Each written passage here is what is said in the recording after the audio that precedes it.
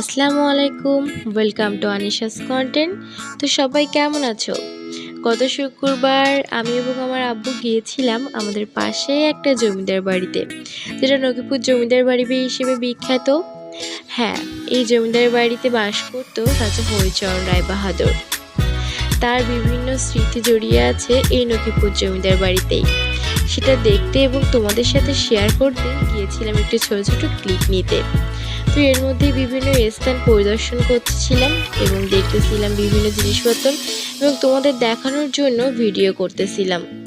এর মধ্যেই এই জমিদার বাড়িতে আছে দুইটা শিব মন্দির। মন্দিরের পাশের এই গাছটি আমার খুব পছন্দ হয়েছে। এই গাছটি বহুত বছরের পুরনো একটি গাছ। এই মন্দিরের ভিতরে রয়েছে একটি শিব ঠাকুর। হ্যাঁ, আর এখানে প্রতি বছর অনেক বড় করে চড়ক পুজো পালন করা হয়। বিভিন্ন মানুষজন আসে এখানে পূজা দিতে।